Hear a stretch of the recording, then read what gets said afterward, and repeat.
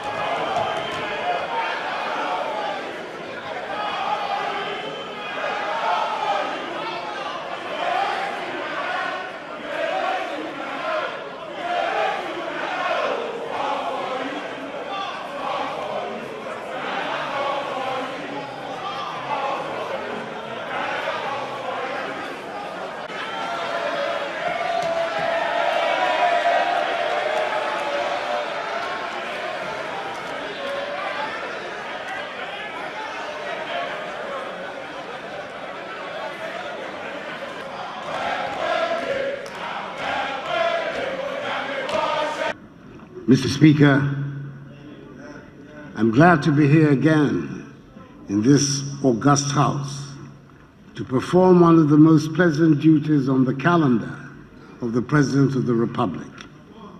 That is to give honorable members and the Ghanaian people a message on the state of the nation. It will be the fourth of my current mandate.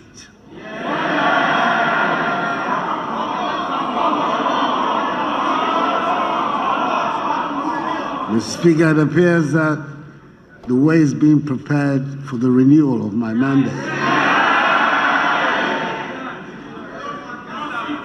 In accordance with protocol and convention, it is good to see that First Lady Rebecca Akufo-Addo, Vice President Mahamadou Bawumia, the Second Lady Samira Bawumia, new Chief Justice Enini Yeboah, and Justices of the Supreme Court, Chairperson Nana Uto-Sribo II, and members of the Council of State, Chief of Defense Staff, Lieutenant General Obi Akwa, the new Inspector General of Police, Mr. James Opombuenu, and service chiefs are all present.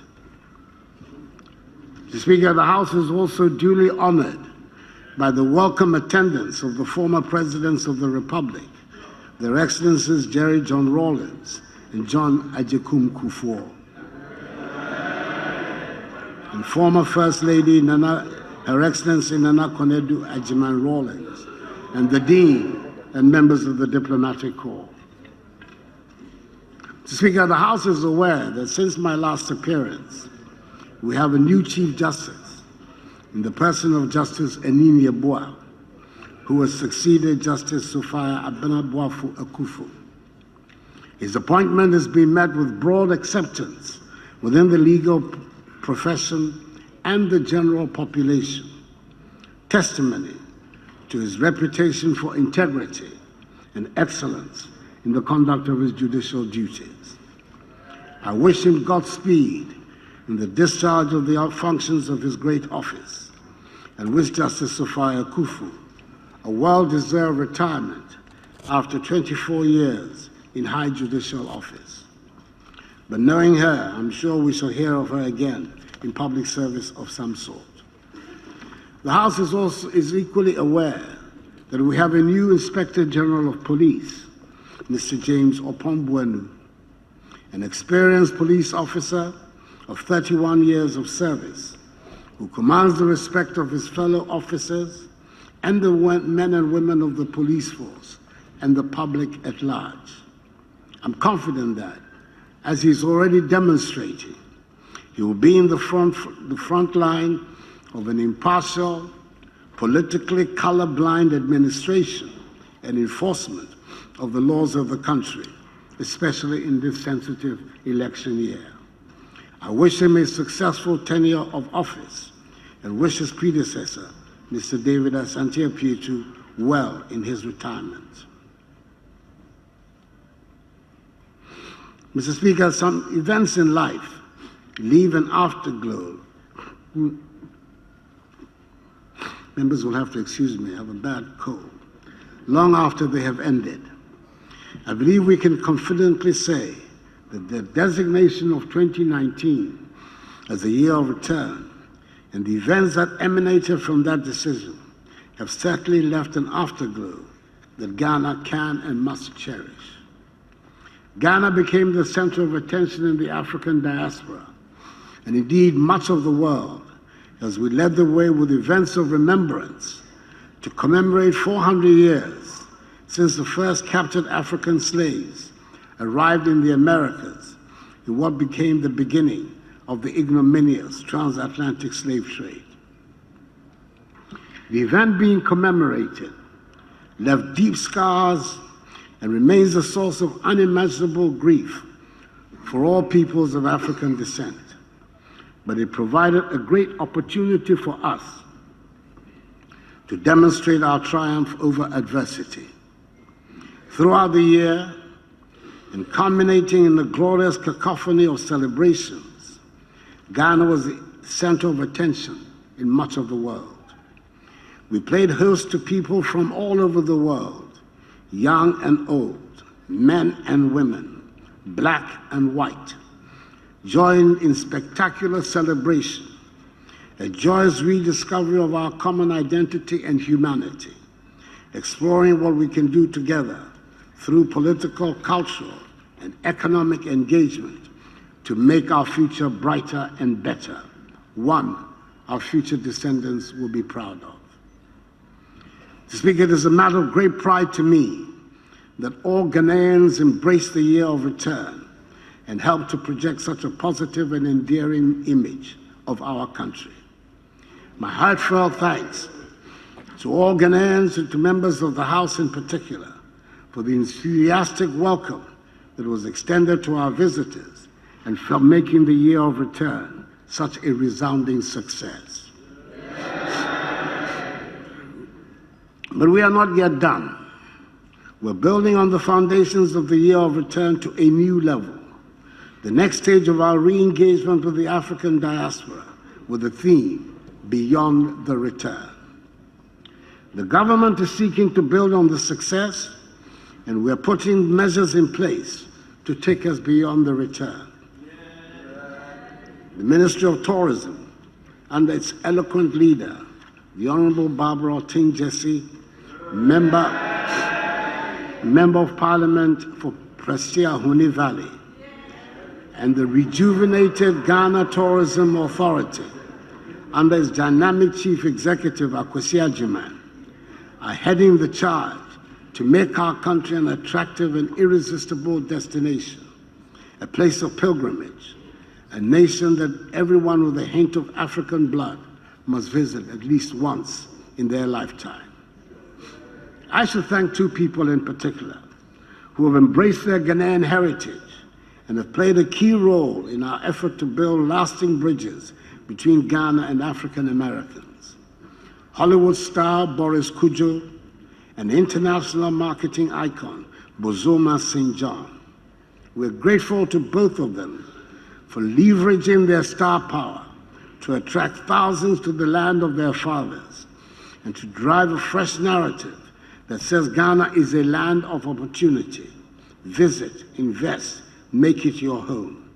We appreciate deeply their contribution and that of many others to the success of the entire project. Speaker, I can testify to the renewed enthusiasm around the world for our country. My trips to Germany, France, Austria, Japan, Russia, the Caribbean this past year have brought tangible dividends, and there are growing investments in Ghana from companies in those countries. The emphasis in our foreign relations remains with our immediate neighborhood, and that means ECOWAS and the African Union. And Ghana continues to play a leading role in making these organizations active and relevant to the changing needs of our region and continent. I cannot ignore the difficulties that currently exist in ECOWAS, especially with Nigeria, our age-old friend and largest member nation, closing its land borders for the past 5 months, and the instability and terrorist activity that is sadly blighting the lives of thousands in some parts of Nigeria and shedding innocent blood in the Sahel and in our neighbors to the north of our country. We're playing a positive role in the efforts being made within ECOWAS to bring this boundary impasse to an end, which will hopefully be sooner than later. The successful implementation of the Accra Initiative, involving the consistent collaboration and cooperation of intelligence and security heads from Ghana and her neighboring countries, namely Côte d'Ivoire, Burkina Faso, Togo, Benin, Mali, and Nigeria, continues to be our concrete contribution to the fight against terrorism in our region.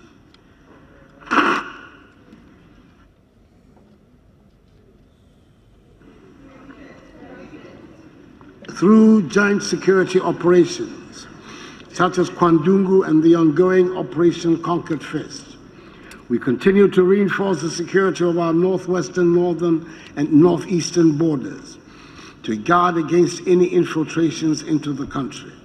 All of us have a vested interest in helping to maintain the peace, stability, and security of Ghana in the current troubling circumstances of our region. Mr. Speaker, we never lose sight of the fact that there are many Ghanaian communities in all parts of the world, and our missions abroad have been charged anew to be alive to their needs. I'm happy to report that Ghanaians in the diaspora are very much involved in whatever happens in their home country. Wherever I go, I meet with them, and they are often very well informed and insistent on accountability from government officials.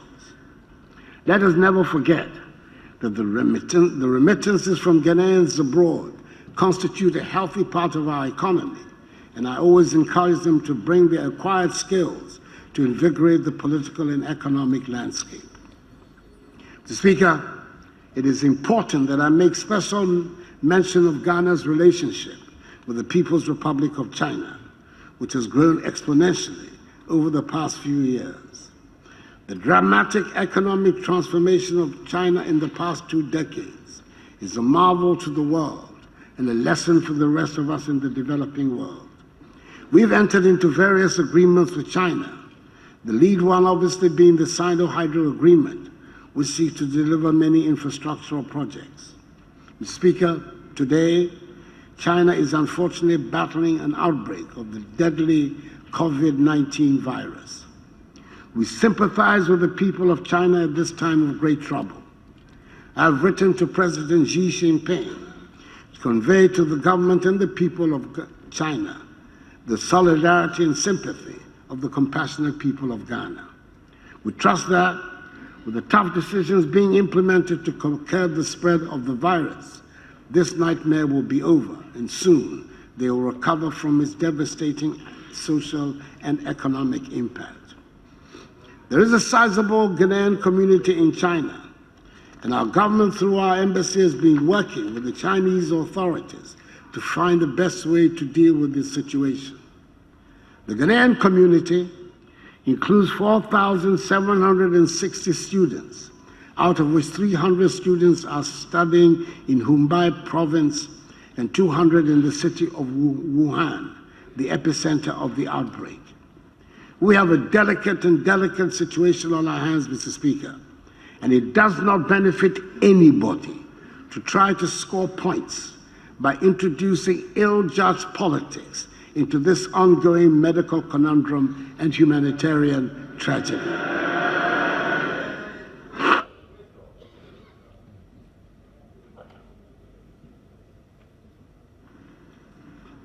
Most of these students are on Chinese government scholarships, and since the crisis started, the Chinese government has done its best to keep them supplied with food and other logistics.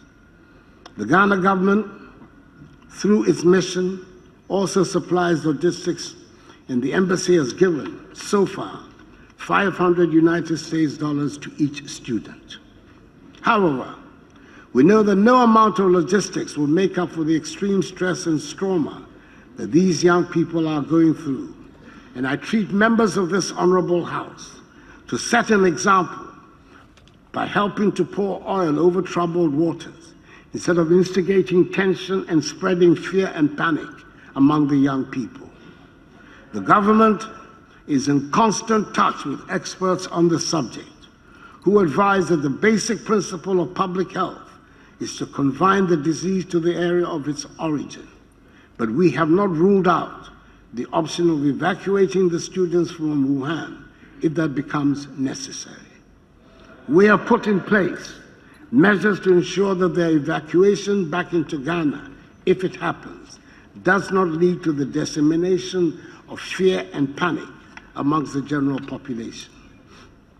Mr. Speaker, I've spent time talking about how well we're doing on the international scene and the many plaudits that are showered on Ghana wherever I go. But the test of how well our country is doing and can and should be measured by how Ghanaians themselves feel about their situation. 10 days ago, our Vice President and Chairman of the Economic Management Team, Alhaji Dr. Mahamadou Bawumia, made a presentation at a town hall meeting in Kumasi, in which he gave a detailed and comprehensive account of the performance of the economy under 3 years of management by an MPP government led by me. He went to great lengths to identify the promises that have been made in the 2016. I do not intend to go through all over again the meticulous accounting that was done in Kumasi 10 years ago. It is enough to say 10 days ago. It is enough to say that it being Dr. Bawumia, everything he said was backed by data and his customary fact check.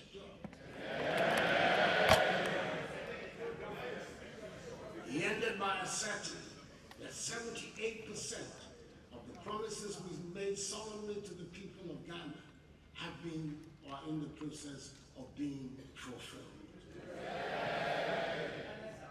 There has so far been no factual challenge to his compelling testimony.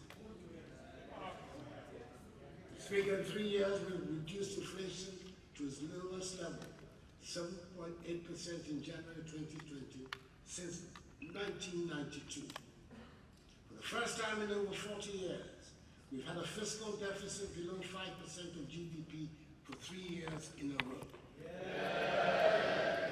For the first time in over 20 years, the balance of trade, that is the difference between our exports and imports, has been in surplus for 3 consecutive years. Of the CD is at its lowest for any first-term government in the Fourth Republic. Our economic growth has rebounded to place Ghana among the fastest-growing economies in the world for 3 years in a row at an annual average of 7% GDP growth, up from 3.4% in 2016, the lowest in nearly 3 decades. The international investor community has recognized this development, resulting in Ghana today being the largest recipient of foreign direct investment in West Africa. The sovereign credit ratings agencies have upgraded our ratings and also improved the outlook for this year, notwithstanding the fact that it is an election year.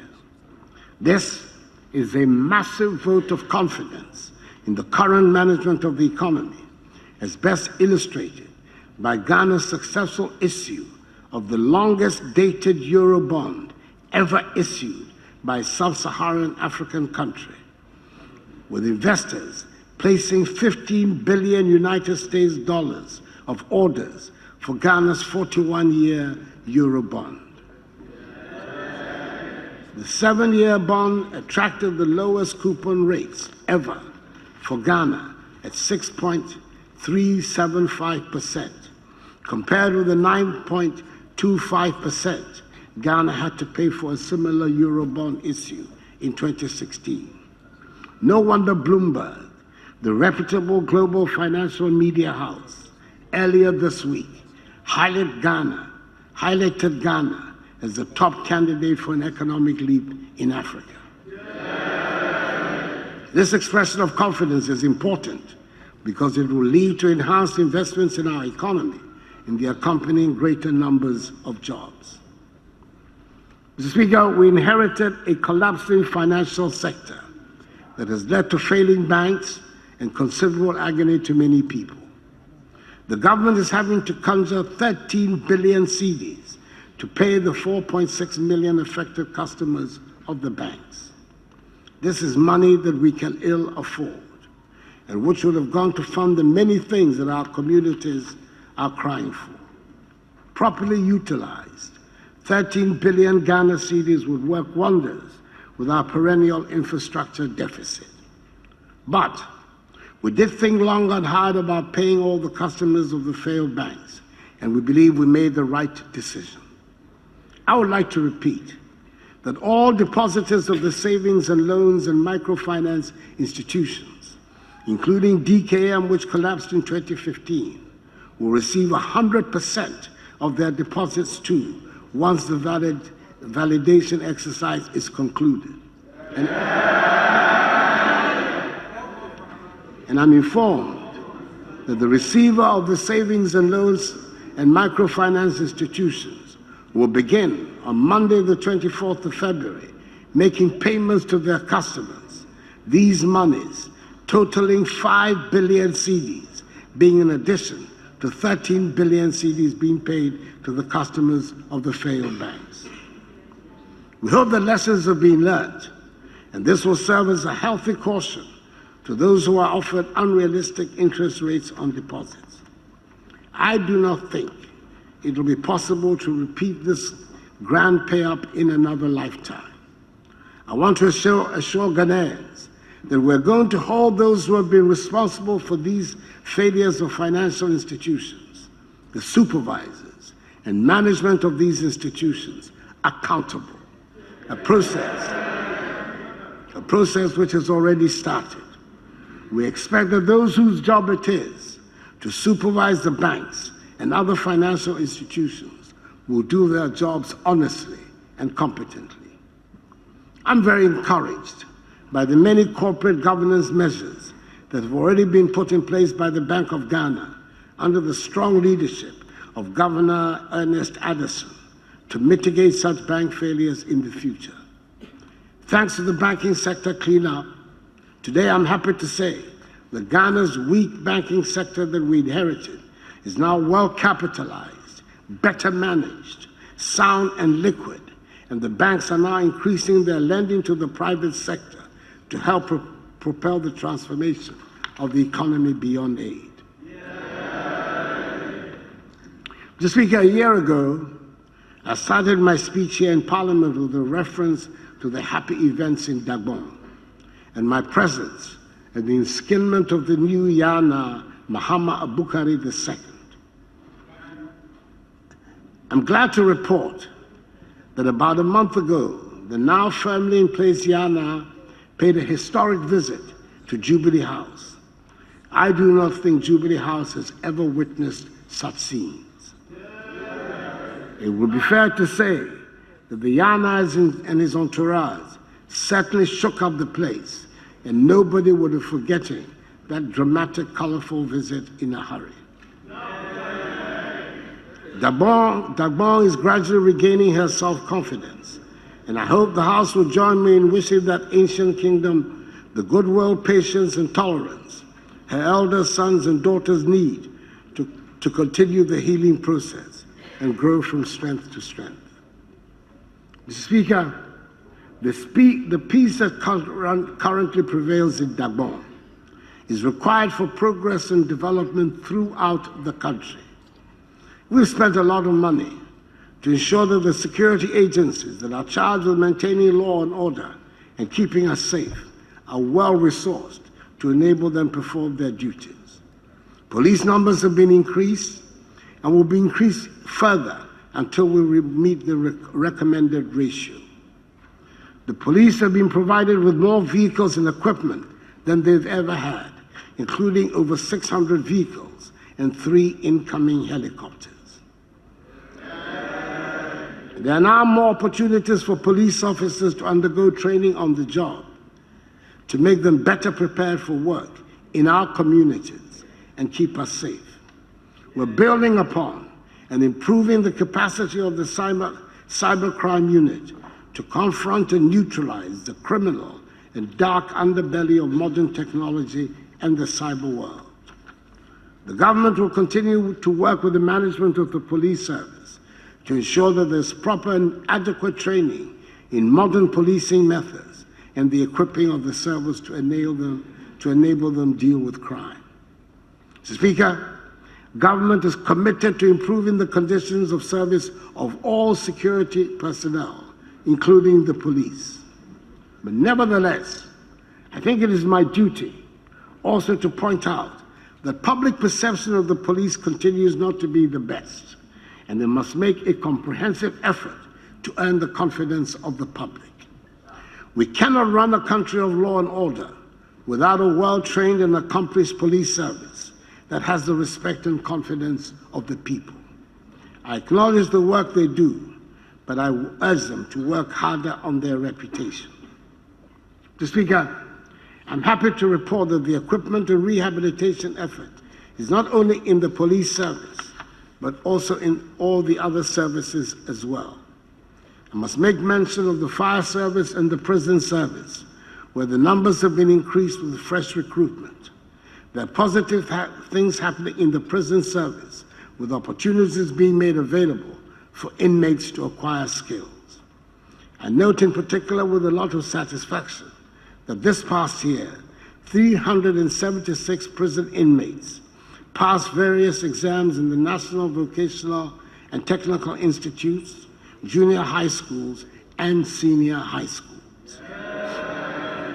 Mr. Speaker, the Ghana Armed Forces continue to perform creditably in discharging their duty of defending the territorial integrity of the country. The government has retooled and equipped them to keep them in the desired state of readiness.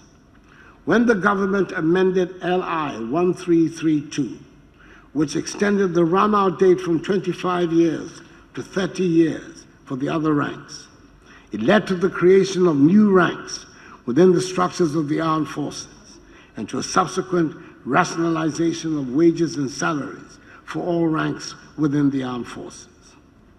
Government is tackling the long-standing housing problem that has faced our armed forces. Over 500 million cedis is being invested in housing projects of varying sizes for the men and women of the armed forces and in refurbishing the military academy and training schools in Teshi.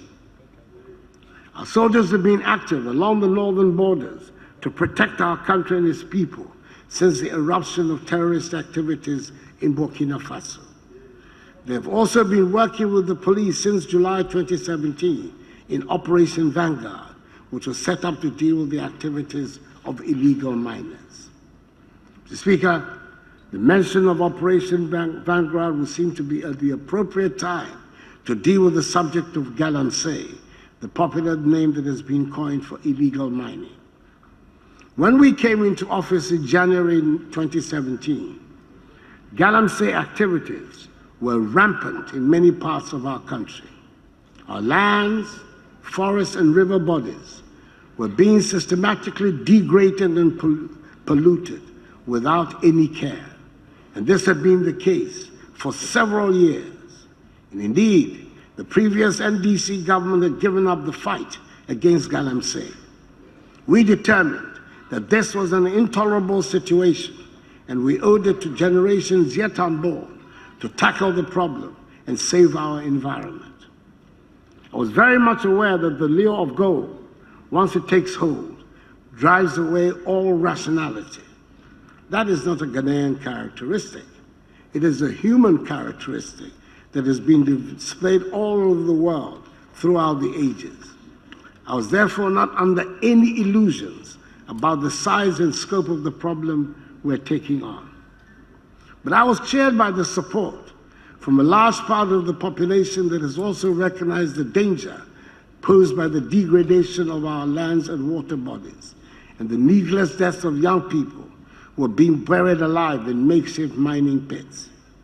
I welcomed in particular the media coalition which was formed in July 2017 that lent its support to the fight against Galamsey. As I have said on countless occasions, the battle we launched was not against mining. It would be unrealistic for anyone to suggest there should be no mining in Ghana. The Almighty, having blessed us with all these precious minerals, must surely be in agreement that we'd find ways to use them to develop our country and for the benefit of our communities. However, taking the minerals out should not lead to the destruction of our water bodies and forests or endanger the sustainable existence of our country. What is more, it was obvious to all that the small-scale mining that had always taken place in our communities had been transformed into something unrecognizable in our history by the introduction of the monster machinery that dug up riverbeds and turned serene streams into ugly, toxic, muddy, frothy ponds. It was no longer small-scale mining, and it was certainly no longer local community mining when we saw the influx of foreigners into the most rural, isolated, and densest of forests. It was no longer local community mining when rivers, hitherto considered as sacred, were being abused and polluted. We started with the banning of all small-scale mining, and after about a year of the campaign, we made some progress as some rivers showed signs of coming back to life. The University of Mines and Technology at Takwa took on the role of training local people in sustainable mining. And by the time the ban on small-scale mining was lifted last year, almost 4,000 had received the training. The Honorable House also did its part by amending the Mining Act to raise the penalties for illegal mining and prohibiting foreign nationals from participating in any way in small-scale mining. The nation is grateful for the intervention of Parliament. Mr. Speaker, the threat posed to the future of our country by Galamsey is grave, and we cannot shirk our responsibilities in dealing with it. I'm appealing to the media coalition not to be daunted by the difficulties in the fight against Galamsey. Government will not weaken its stance and welcomes the continuous support of the media coalition. The Interministerial Committee Against Illegal Mining has been working hard and has had some successes. Under the auspices of this committee, the Ministry of Local Government has formulated and is implementing the Alternative Livelihood Program in 35 severely affected Galamsey districts across the country. Last year, 500 youth, mainly engaged in illegal mining, were trained and graduated in vocational and technical skills from community development, vocational and technical institutions. They've been provided with startup tools and equipment. An additional 607 youth are currently undergoing similar training, 240 of whom are in the community development institutions, while 367 are attached to master craftsmen through apprenticeship at the community level. Operation Vanguard has been largely successful, even though problems still remain. Mining with impunity on water bodies and in forest reserves has declined. More than 4,000 miners have received training in sustainable mining. The number of individuals dying in collapsed mining tunnels and pits in the few unauthorized locations left has reduced by more than 90%. Operation Vanguard has been particularly effective in helping to restore the order which has permitted the reopening of the famous Obuasi mine of AngloGold Ashanti.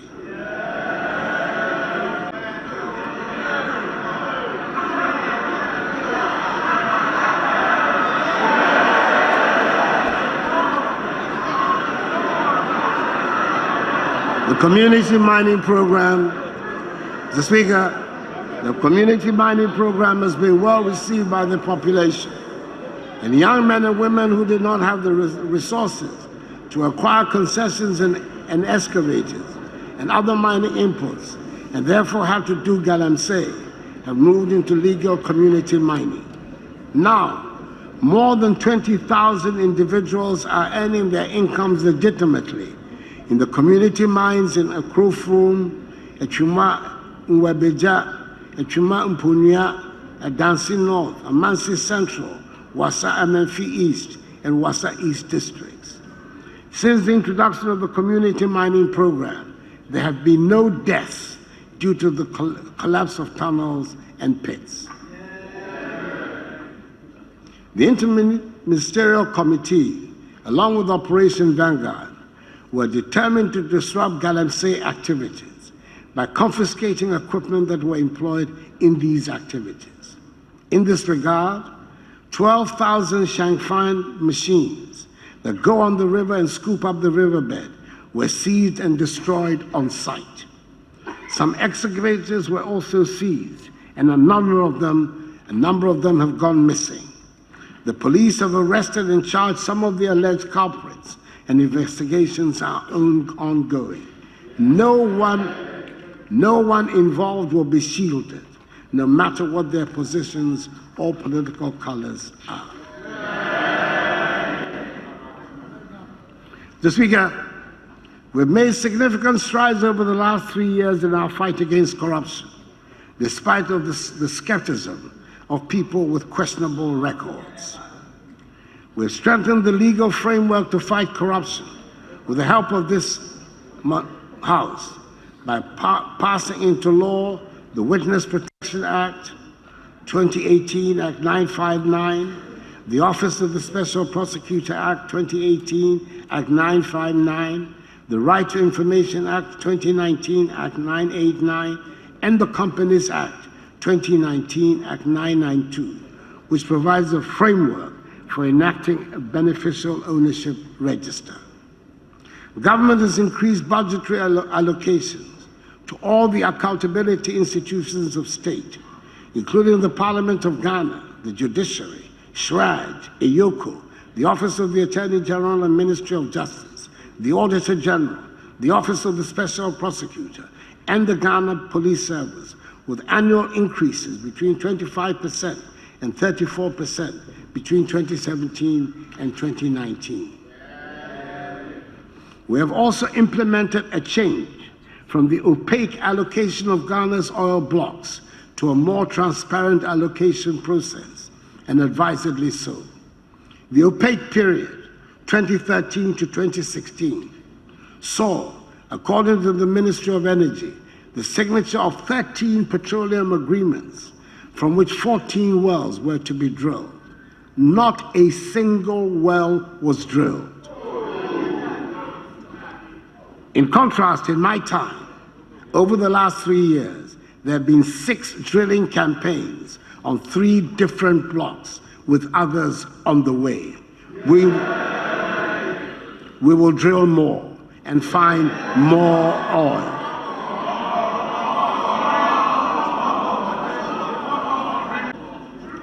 Some 40 or more high-profile personalities are currently before the courts on various corruption charges, and most are in the pipeline. I would like to repeat that if evidence of corruption is presented, no one will be spared, regardless of position or political affiliation. No one is above the law. That is the true meaning of equality before the law.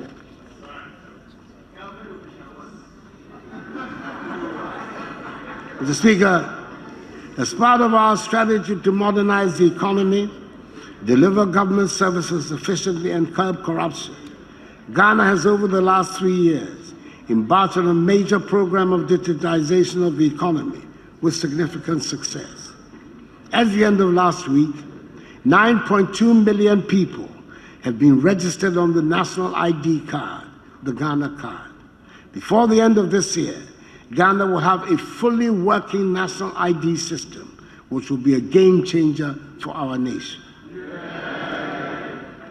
Mr. Speaker, we're also providing infrastructure to many Zongo communities across the country through the Zongo Development Fund.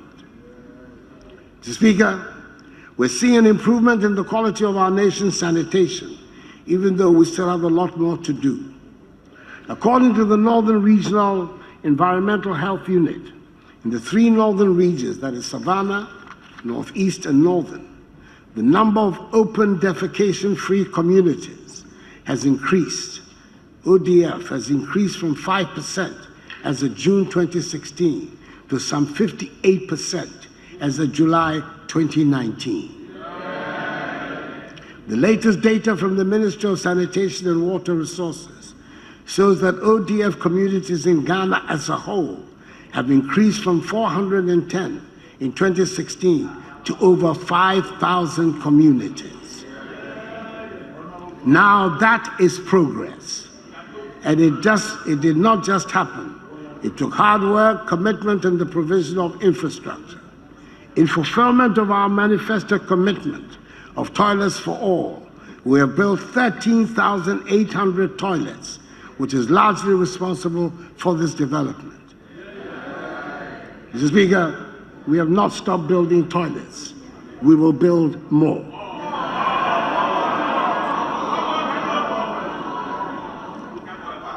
Mr. Speaker, another good example of deliberate, well thought out policy, executed through hard work and commitment, that is generating dividends, is what we've done about food and agriculture in the past 3 years.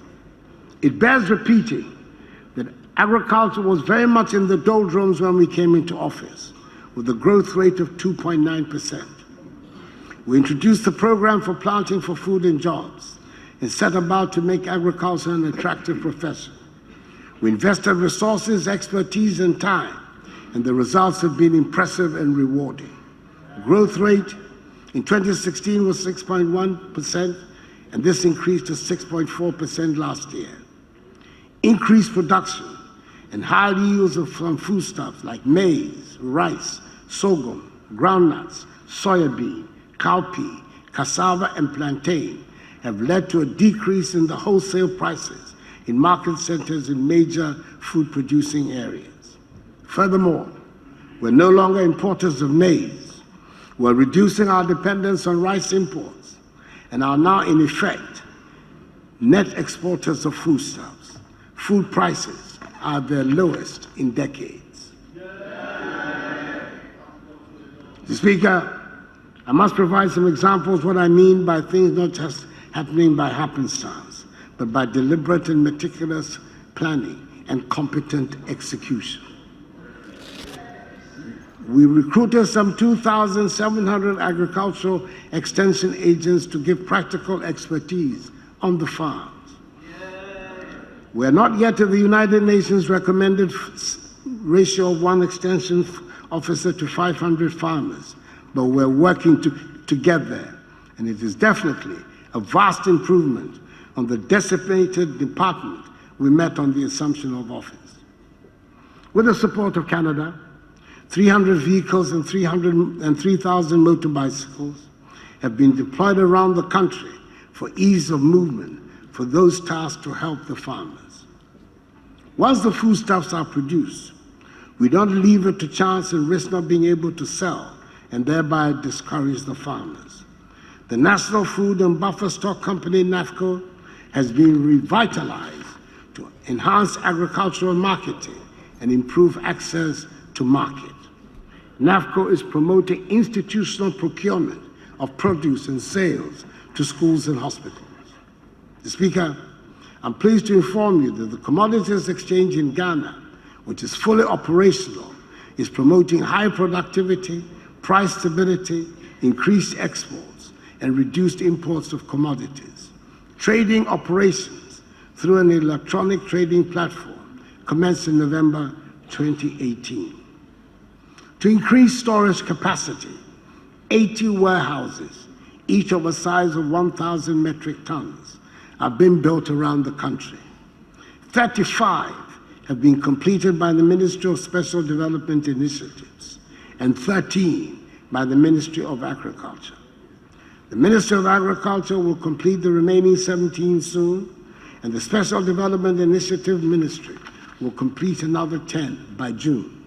In other words, Mr. Speaker, every part of the value chain is planned and accounted for. The diversification of the scheme ensures that there will be something to interest a wide variety of people. That is, it is not only foodstuffs that are on offer. The Planting for Export and Rural Development PERD module promotes the following tree crops: cashew, coffee, coconut, oil palm, mango, rubber, and shea.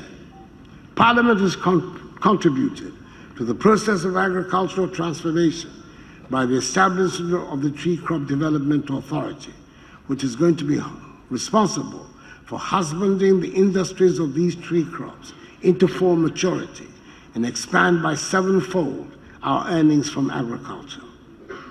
The Rearing for Food and Jobs RFJ program is developing a competitive and more efficient livestock industry that will increase domestic meat production and reduce importation of livestock.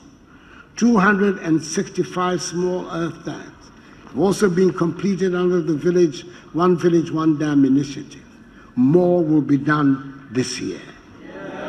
Internet maps of soil fertility status in the Northern Savannah Ecological Zone are being made available to facilitate informed decision-making on fertilizer formulation and application. If any more proof were needed that under this government, agriculture is a high-tech undertaking, Mr. Speaker, an electronic platform has been established to capture and monitor the activities of participating farmers. As of December 2019, 500,000 farmers had been biometrically registered. Mr. Speaker, it gives me great joy to be able to tell this House that modernization is finally coming to the fishing industry as well. New ways of doing things are being accepted, and our fisher folk are now ready to take a leap into scientific and sustainable methods of fishing. For 2 consecutive years now, our fisher folk have accepted a closed season and allowed fishers to spawn without disturbance in our waters. Constructions of the 10 long-promised, much-publicized landing sites in Senya-Breku, Elmina, Maury, Mumford, Winneba, Gumwa-Fete, Disco, Axim, Teshi, and Kita have finally started.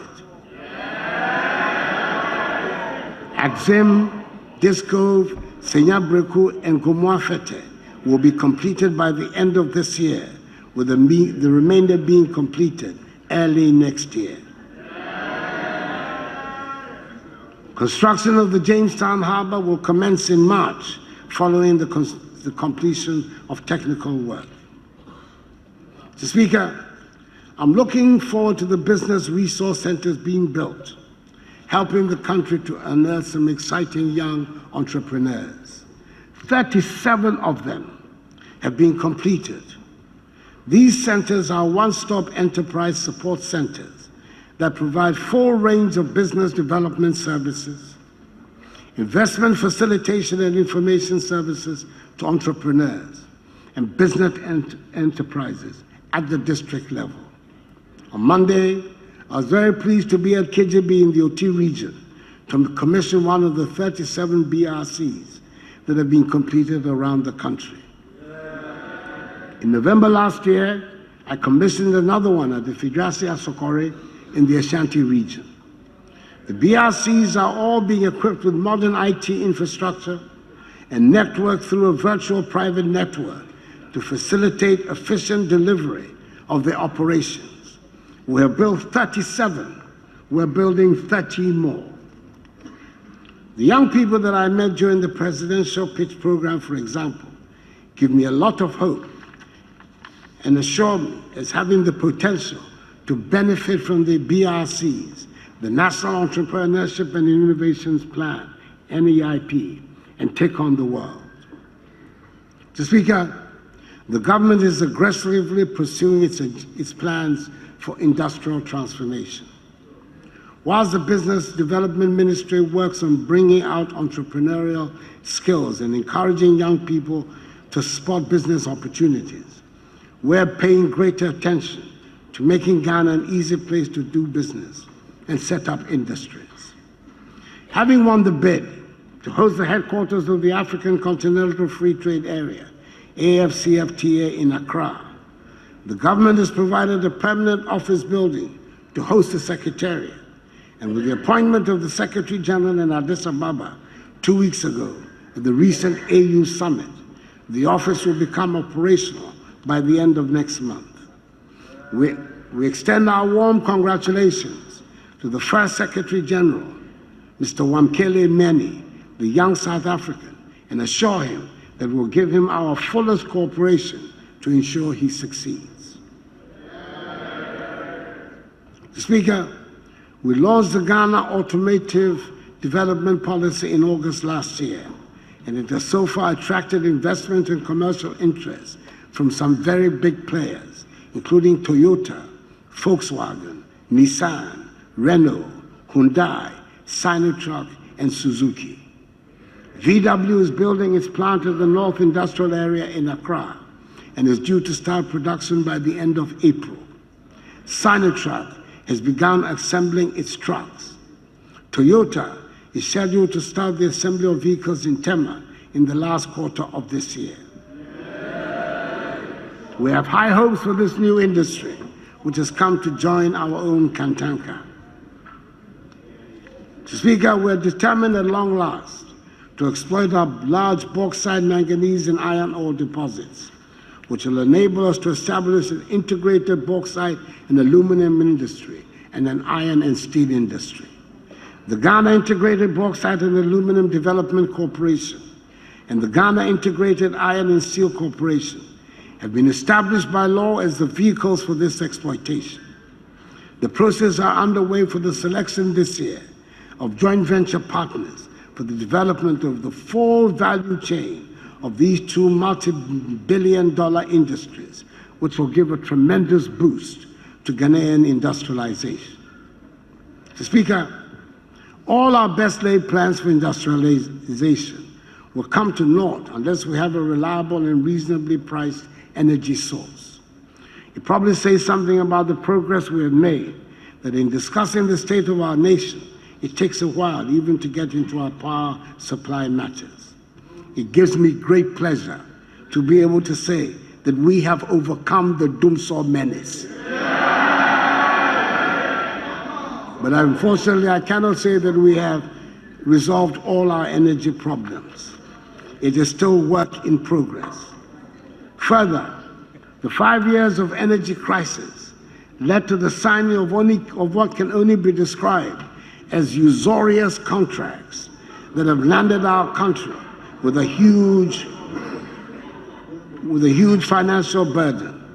The take-or-pay contracts resulted in the country being saddled with expensive excess power and are having to pay nearly $1 billion United States dollars in 2018 and 2019 for power we did not need. We're working to find a way out to ensure reliable power supply at a cost that makes us competitive in the region. In the meantime, the industrialization flagship project, One District, One Factory, is progressing and beginning to show dividends. A total of 181 projects spread across 112 districts are currently at various stages of implementation under the program. 58 companies already in operation, 26 projects currently under construction, 58 AFDB small-scale projects ready for sword cutting in the early part of this year, and 26 pipeline projects are ready to commence implementation by the first quarter of this year.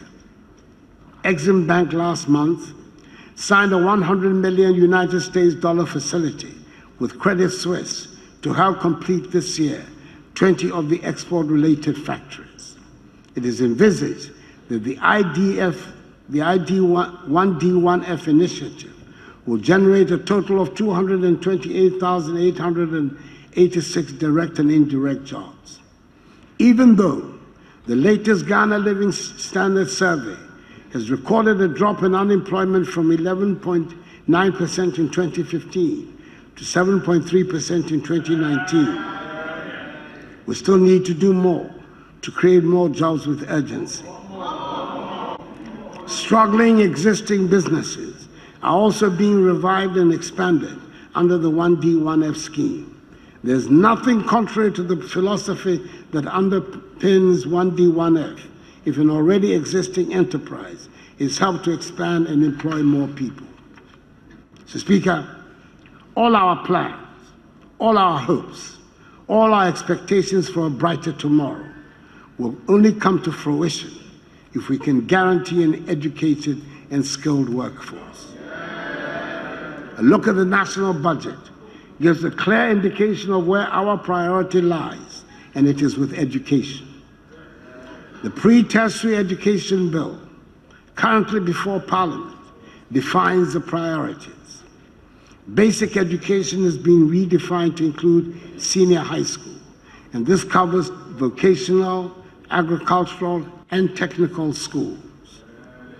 The emphasis is aggressively to promote science, technology, and engineering and mathematics, STEM education, across all levels of the education system.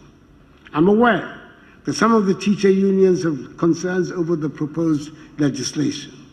I would like to add my voice to that of Parliament in encouraging the unions to deepen their engagement with the Ministry of Education in order to find a consensus that will enable the bill to go forward in peace.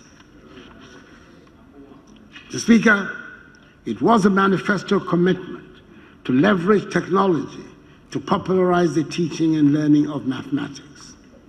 It was with an eye to the future that we decided to demystify mathematics and make Ghana a mathematics-friendly country. We need more engineering and technically minded people to be able to transform the economy. I'm glad to report that Ghana's teachers are supportive of the many changes that are being introduced to make these hopes a reality. Yes, the first cohort of free senior high school students are now getting ready to take their West African Senior Secondary Certificate examination waxing, and we look forward to them doing well. Despite the continuing hostility of a few about the merits of the free senior high school policy, I'm glad to note that it has been widely accepted by the overwhelming majority of Ghanaians. Yes, we still have some difficulties with infrastructure deficits, which are being vigorously addressed with the construction of 962 facilities, dormitories, dining halls, assembly halls, and classroom blocks, together with the provision of desks and beds. But the argument about the importance of ensuring that all Ghana's children get a secondary education is irresistible. In the best of worlds, the conversation should move on to the fastest way to provide laboratories and workshops to make all of Ghana's children ICT competent. The conversation should move on to how quickly we can transform our children into technically minded and mathematics-loving students. But the government is trying to move the conversation to technical, vocational, and educational training TVET, becoming the instinctive choice for children at school. We're moving the conversation to ensuring that even when an institution is designated as a technical institution, it delivers technical courses. And just in case I need to remind anyone, TVET has always been part of free SHS. Or if you prefer, call it free TVET.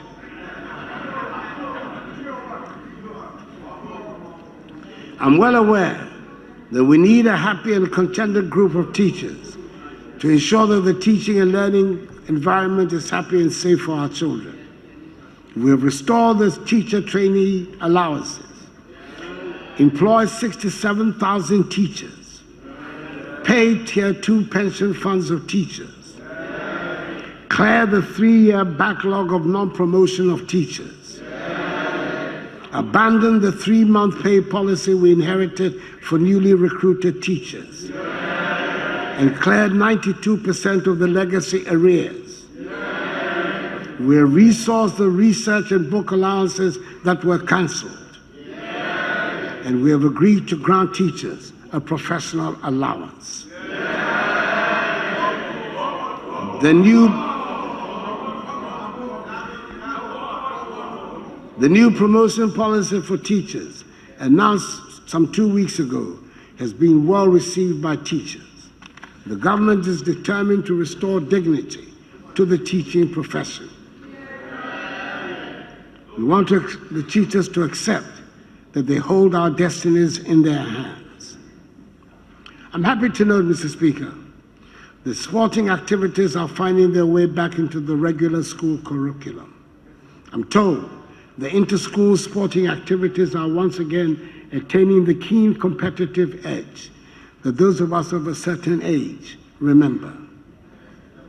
Speaker, 10 youth and sports centers of excellence are being constructed across 10 regions of the country at Wa, Doma, Donkwa, Onofin, Ho, Koforidua, Ninahi, Yendi, Navrongo, Axim, and Kanisi.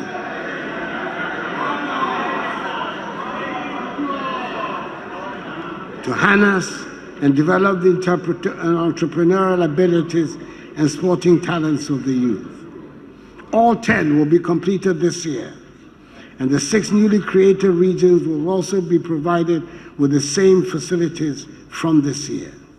Each center will have a counseling center for entrepreneurship development, a conference center, an ICT center, a restaurant, hostel facility and offices, a FIFA standard football pitch, an 8-lane athletic track, tennis courts, multi-purpose courts for basketball, handball, tennis, volleyball and other sporting disciplines, and a gymnasium. We're making sure there'll be room for the future Alice Anums, Micah Hayes, and Baba Yaras to develop their skills. We want to make sure that when our children turn on the televisions to watch sporting programs, they will be able to find on the track and field and tracks Ghanaians competing at the highest levels. It was with considerable reluctance, Mr. Speaker, the government had to intervene in the administration of football when we decided to dissolve the old GFA because of the bribery and corruption that engulfed its operation. Government worked with FIFA, established the Normalization Committee, and helped bring a new GFA into being. I'm happy to know that football, the passion of the nation, has returned to full normalcy following the election of a new president of the Ghana Football Association, Mr. Kurt Okraku, and I congratulate him on his election. The Ghana Premier League has started, and let us all help bring back the love.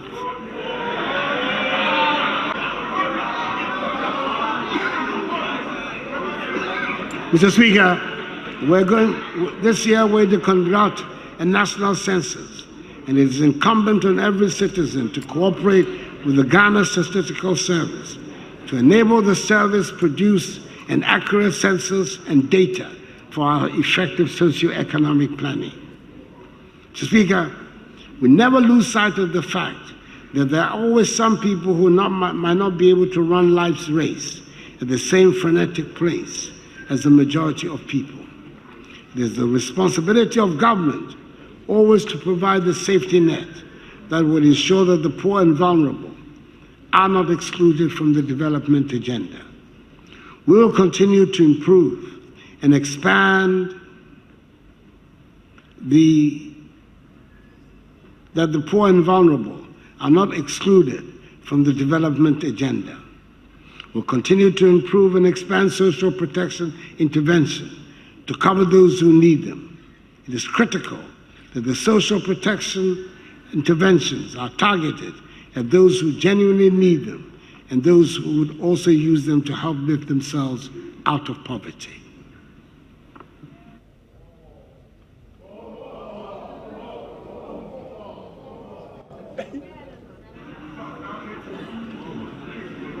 Mr. Speaker, the Ghana National Household Registry, in collaboration with the Ghana Statistical Service, is collecting data on all extremely poor households in the country through interinstitutional coordination to ensure efficiency and effectiveness in social protection spending and eliminate duplication in targeting and selection of beneficiaries for social protection programs. Mr. Speaker, let me give an example of the type of help.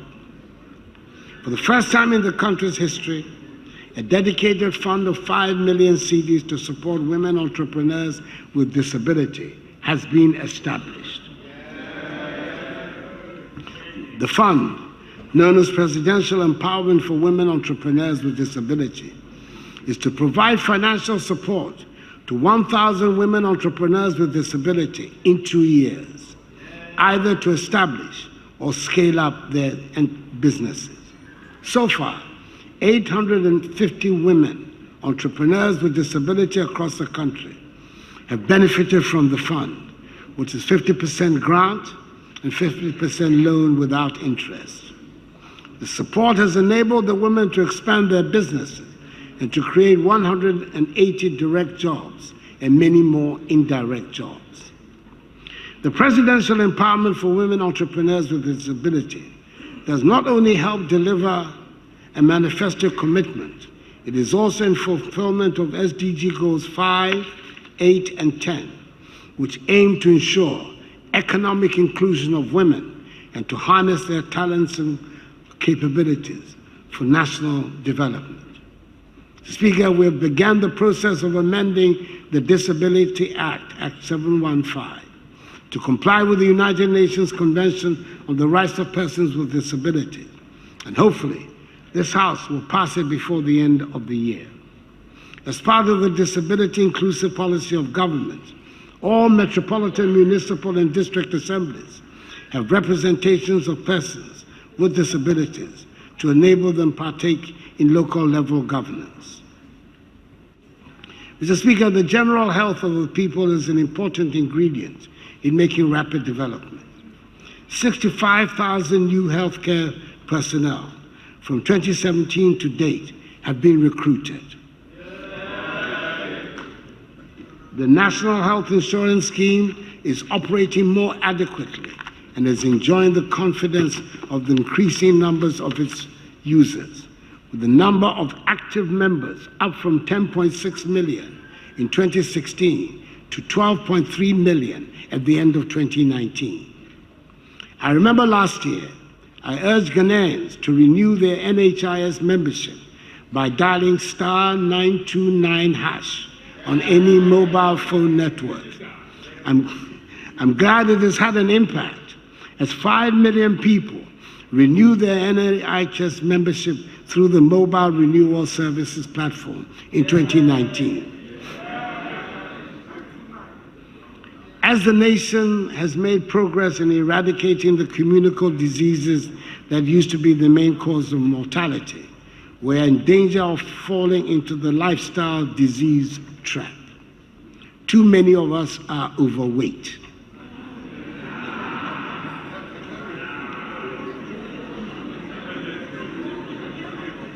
And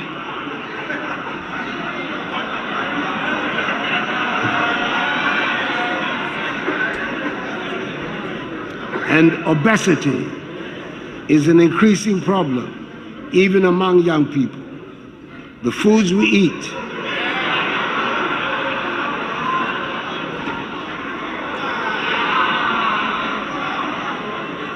Mr. Speaker, the foods we eat, the mode of cooking, and the lack of exercise are all now having a great impression on our health. It is time we all learn to take responsibility for our individual health and accept that our health is very much determined by our lifestyle. Speaker, one big problem we have is how we move people and goods from place to place. I'm glad to report that we're making significant and very viable progress in the railway sector. We can now take for granted, and as part of the normal transportation routes, the rehabilitation of some of the old narrow gauge lines that have been pressed back into service. The Tema to Accra line has been operational for 2 years, and the Accra to Nsawam line would soon be.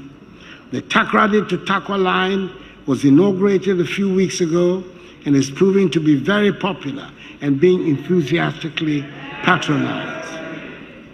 Mr. Speaker, there are other suburban lines that we will soon be brought into our everyday lives. Those are exciting, of course, but the big one remains the Tema to Ouagadougou, or to put it less dramatically, the Accra to Paga line.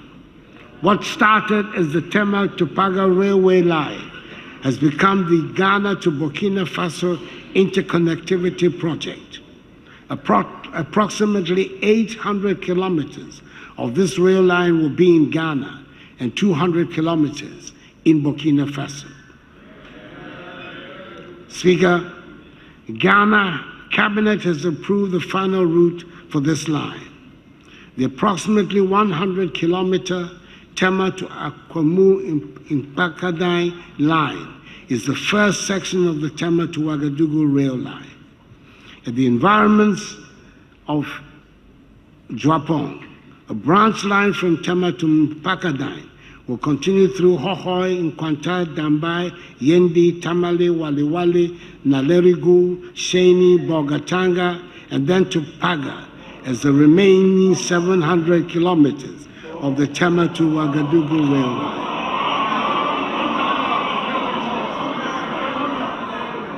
Mr. Speaker, the consultants of the project have submitted their final report, and the two governments have begun the final stage of procurement for the strategic investor.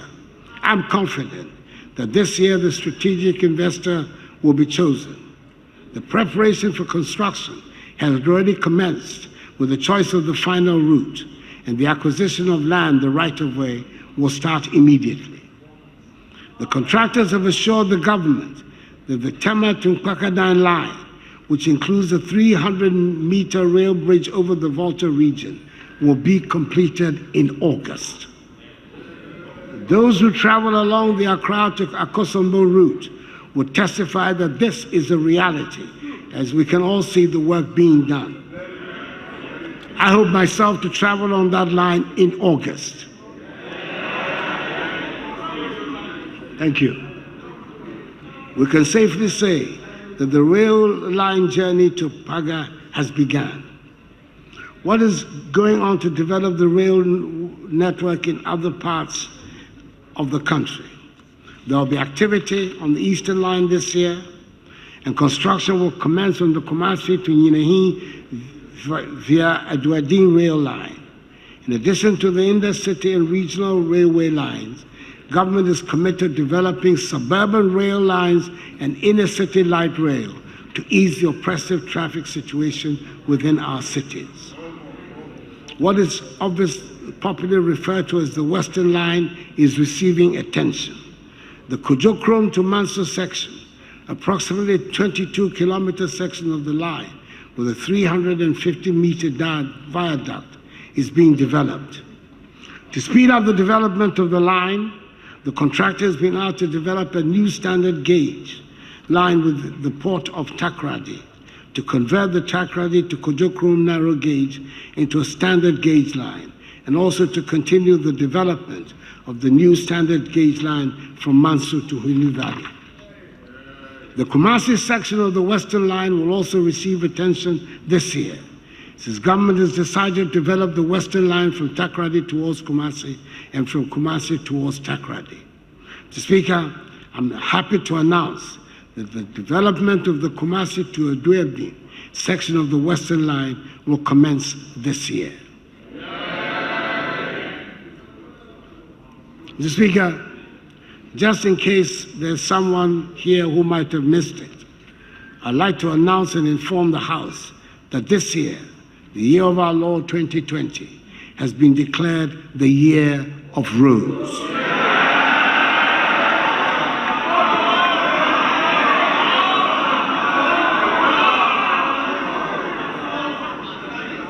Mr. Speaker, when we declared last year, 2019, as the year of return, it was not because Africans in the diaspora had not been visiting Ghana throughout the years to reconnect with their past. We wanted to make a special year of it. We wanted to draw attention to it and inform the whole world we considered it important. That is the idea of the year of roads. There are legitimate cases to be made for emphasis to be placed on any of the many deficits in our infrastructure. This year, this government is saying we're putting the emphasis on roads. Gradually, the backlog of debts owed to contractors is being cleared, and many of them are able to go back to the jobs to finish them. A list of some critical roads has been drawn up, and work has started on them. Some of the names of the roads on this list have featured repeatedly in various speeches before this House in the past 30 years. Some of them have been featured on lists of roads that have been claimed to have been built, but that have been turned out to have been artists' impressions. Some of the roads on the list have indeed been said to have been built by so-called reputable contractors, but they have not survived 2 rainy seasons. Mr. Speaker, I speak for all of us in this House when I say the most frequent and the most passionate complaints we get from our constituency are about roads. I therefore expect that everyone will take an interest in the work that are being done and going to be done. Let us all take an interest and ensure that we get value for money. Never again should it be that a political party or government be allowed to claim to have built a road, a school, or a hospital when they have not done so.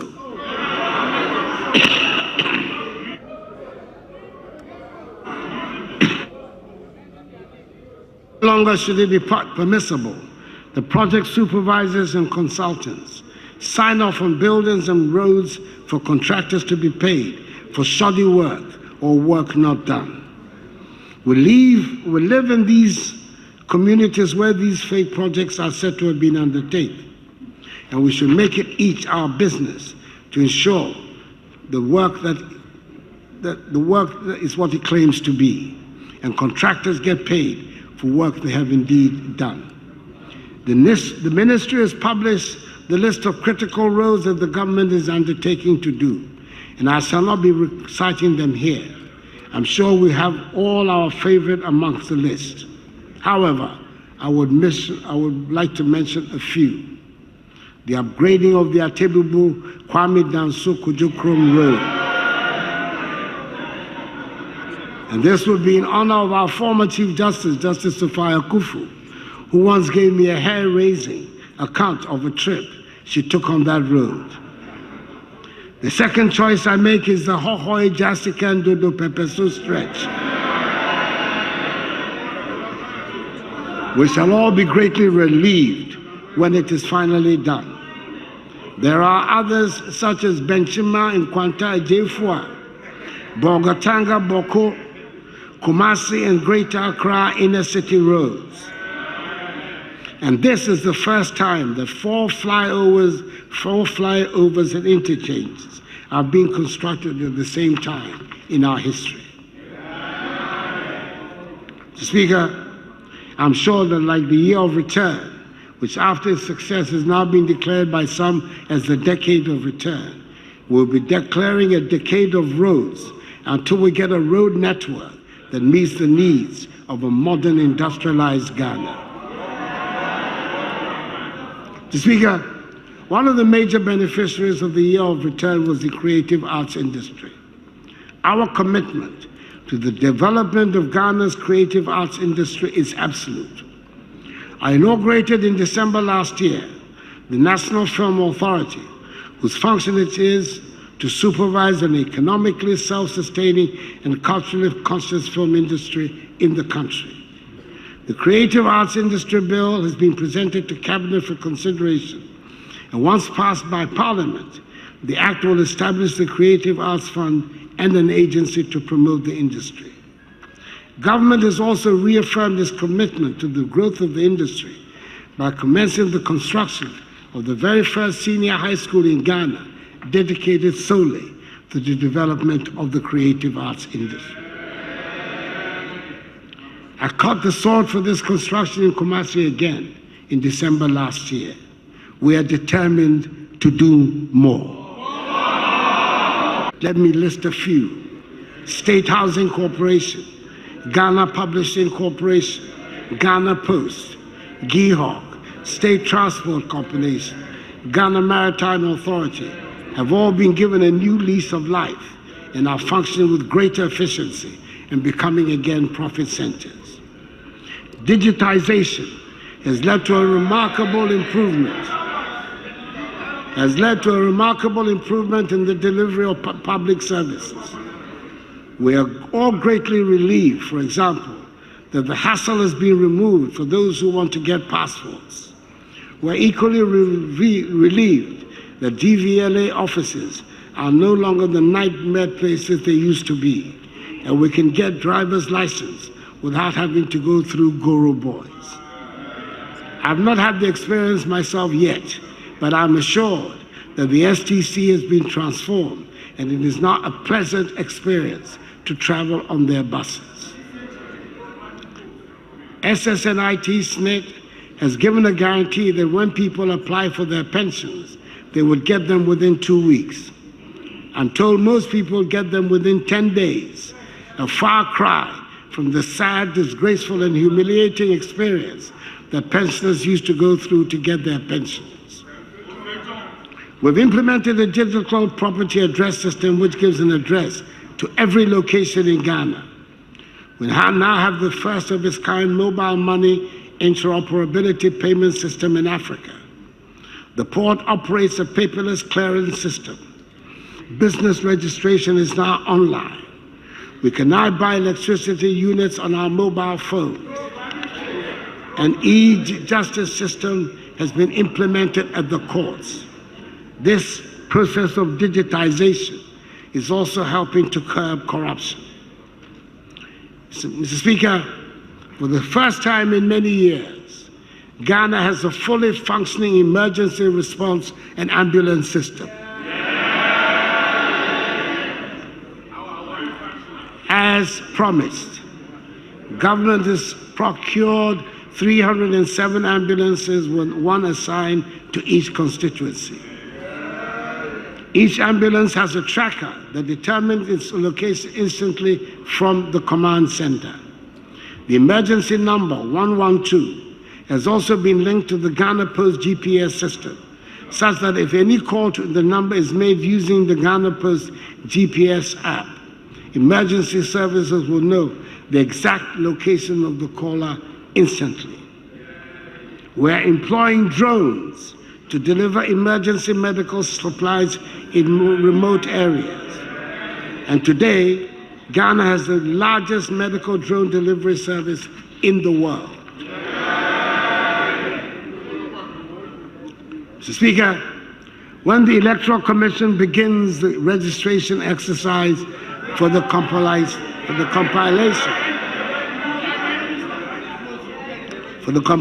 of a new voters register in the course of the year, I appeal to all Ghanaians to register. It is our civic responsibility to do so. Ghana, Mr. Speaker, as she has done periodically since 1992, is going to conduct on 7th December a general election so that our people can choose the person and persons they want to manage the affairs of the nation on their behalf. This will be the 8th general election of our history in the 4th Republic.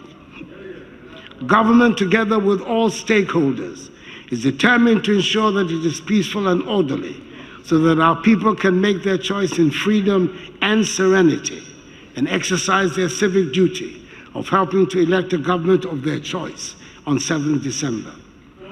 We should all commit ourselves to uphold the reputation of our nation as a beacon of democracy, and we expect the media to help lead the way in that regard. To speak, despite the achievements of this government, some of which I've outlined, I hasten to add that we still have some way to go to reach the Ghana we want. 3 years ago, when I first stood before you, I said, and I quote, "I was not elected by the overwhelming majority of the Ghanaian people to complain.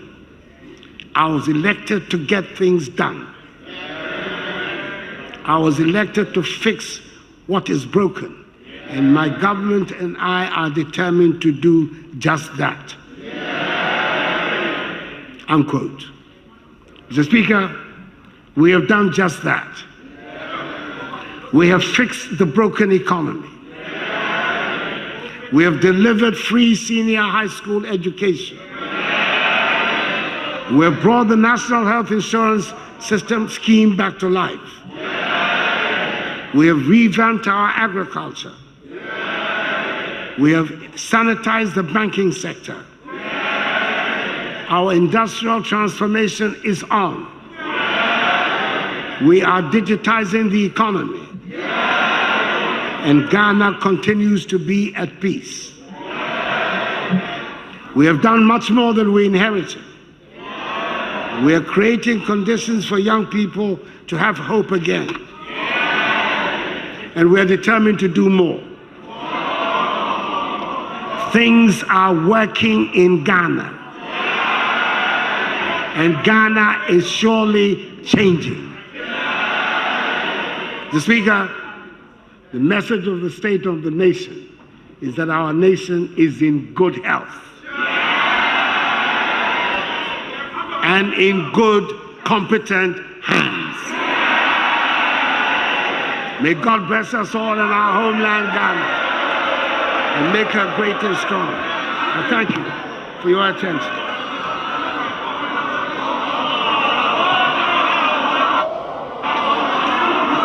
Mr. Speaker, my party and I know the nature of the task before us on the 7th of December, and that is to occupy all BC. That's our task.